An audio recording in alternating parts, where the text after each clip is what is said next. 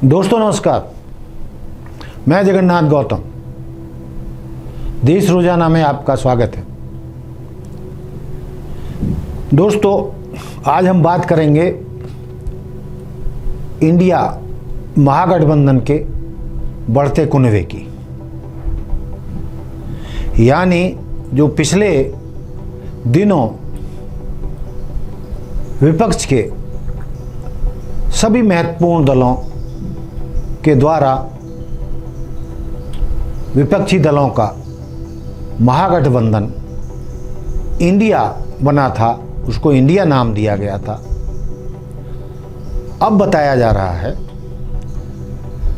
कि यह इंडिया महागठबंधन का कुनबा अब और तेजी से बढ़ने वाला है। हमने पिछले दिनों एक स्टोरी की थी जब ये इंडिया महागठबंधन बना था, तो जब वो 26 दलों का इंडिया महागठबंधन बना था विपक्षी दलों का, तो उसमें हरियाणा के धाकड़ नेता और कई बार मुख्यमंत्री रहे चौधरी ओम प्रकाश चौटाला को बुलावा नहीं आया था। लेकिन अब खबर आई है कि बिहार के मुख्यमंत्री नीतीश कुमार जी ने एक बड़ी मीटिंग चौधरी ओम प्रकाश चौटाला के साथ की है, और उस मीटिंग के बाद अब बताया जा रहा है कि अब जो चुनावी गठबंधन की आगे मीटिंग होने वाली है, संभवतया 2 सितंबर की जो मई में होगी, उसमें चौधरी ओम प्रकाश चौटाला को बुलाया जा सकता है या बुलावे की चिट्ठी उनको भेज दी गई है। चिट्ठी की चर्चा पूरे हरियाणा की राजनीति में बड़ी सरगर्मी से की जा रही है, और इनेलो के वरिष्ठ नेता सिंह जस्सा ने भी इस चिट्ठी के बारे में कहा है। जस्सा सिंह ने कहा है कि इस बात की सब जगह चर्चा है, चिट्ठी वाली बात की,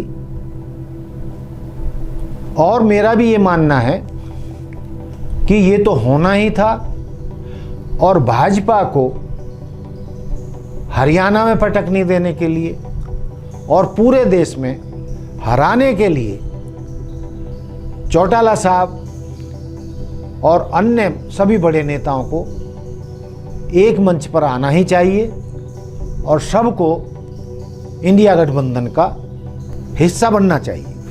खबरें तो जस्सा सिंह जी ने भी बताया और आ ही रही हैं, सबको पता है, ये खबरें तैर रही हैं राजनीतिक गलियारों में कि अब इंडिया का कुनबा बहुत तेजी से आगे बढ़ेगा।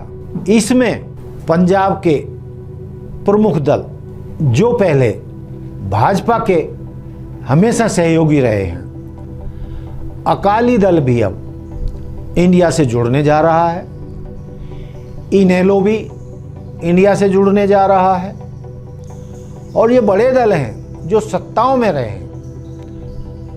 चौटाला जी भी कई बार मुख्यमंत्री रहे हैं, और सरदार प्रकाश सिंह बादल भी कई बार मुख्यमंत्री रह चुके हैं।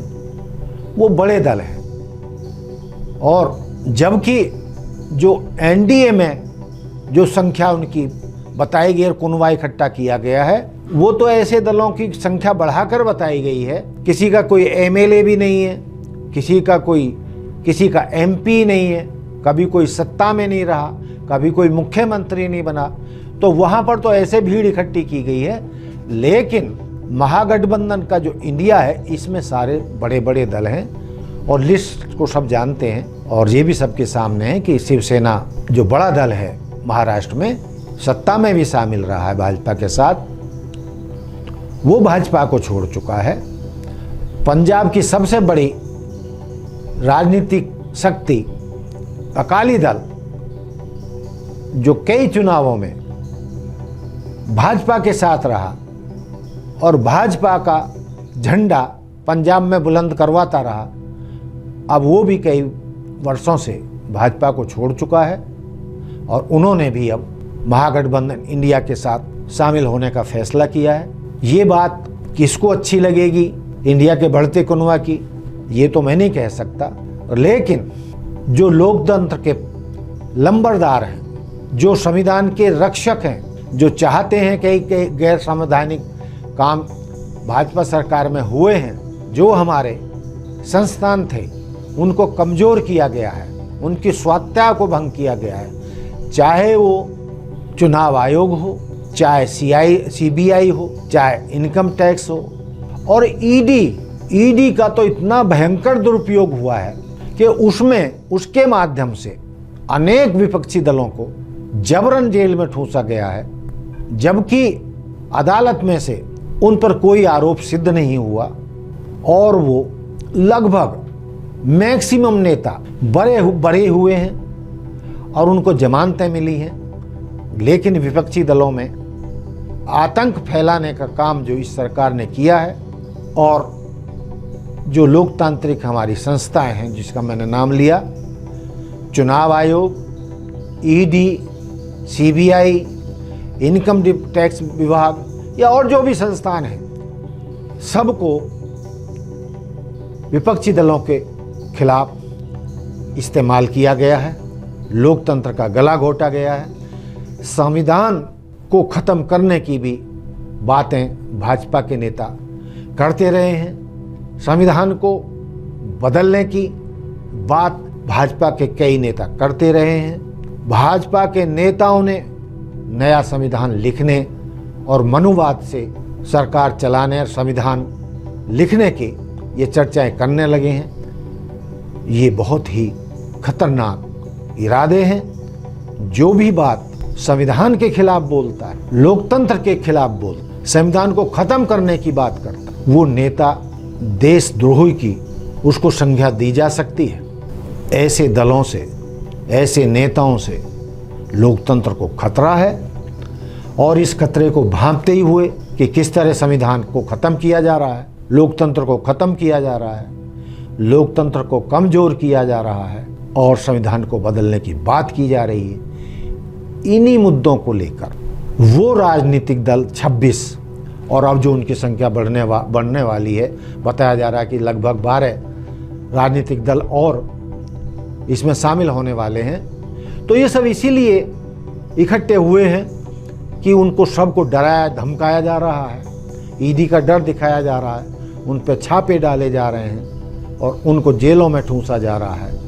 इसलिए लोकतंत्र को बचाने के लिए उनका इकट्ठा होना एक स्वाभाविक प्रक्रिया है, एक नेचुरल प्रक्रिया है और उस पर वो इकट्ठा हुए हैं। तो मुझे उम्मीद है कि इंडिया महागठबंधन देश में लोकतंत्र को बचाने के लिए, संविधान को बचाने के लिए कार्य करेगा।